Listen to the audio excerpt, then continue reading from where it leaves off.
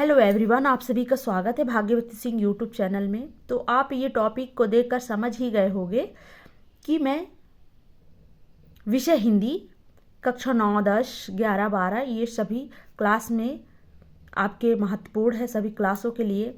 तो ये है हिंदी पद्य साहित्य का इतिहास। तो हिंदी पद्य साहित्य का मुख्य 4 भागों में विभाजित किया गया है।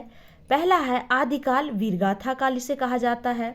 पूर्व मध्यकाल, इसको भक्तिकाल के नाम से भी जाना जाता है। उत्तर मध्यकाल, इसे रीतिकाल के नाम से भी जाना जाता है। और आधुनिक काल, ये है वर्तमान काल।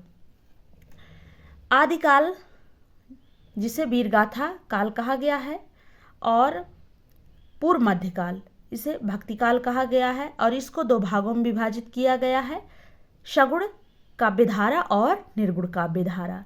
भक्तिकाल को 2 भागों में विभाजित किया गया, सगुण काव्यधारा और निर्गुण काव्यधारा। सगुण काव्यधारा को 2 भागों में विभाजित किया गया है, राम भक्ति शाखा और कृष्ण भक्ति शाखा। यानी सगुण काव्यधारा जो है, इसमें राम भक्ति शाखा अलग हो गया और कृष्ण भक्ति शाखा अलग हो गया। राम भक्ति में कौन आ गए? जैसे कवि हमारे तुलसीदास जी, और कृष्ण में सूरदास जी। ये हो गए सगुण काव्यधारा के 2 भाग। फिर अब हम आते हैं निर्गुण काव्यधारा। इसमें ज्ञान मार्गी और इसमें प्रेम मार्गी, इसके भी 2 भाग हुए हैं निर्गुण काव्यधारा के। तो पहला है ज्ञान मार्गी और दूसरा है प्रेम मार्गी। इसके बाद हम आते हैं उत्तर मध्यकाल, जिसे रीतिकाल के नाम से जाना जाता है। इसको 3 भागों में विभाजित किया गया है, रीति बद्धकाल और रीति सिद्धकाल और रीति मुक्तक काल। ये है उत्तर मध्यकाल, रीतिकाल के 3 भागों में विभाजित किया गया। इसके बाद हम आते हैं आधुनिक काल, जो वर्तमान काल चल रहा है, जो अभी चल रहा है। इसको इसको 6 भागों में विभाजित किया गया है। पहला भारतेंदु युग, सन 1850 से 19 तक माना जाता है, 1900 तक माना जाता है। दूसरा है द्विवेदी युग, सन 1900 से 1920 तक माना जाता है।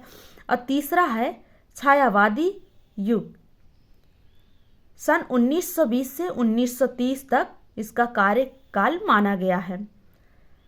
फिर है चौथा है प्रगतिवादी युग, सन 1936, सॉरी ये 1920 से 1936 तक माना गया है, यहाँ पे मिस्टेक हो गया है।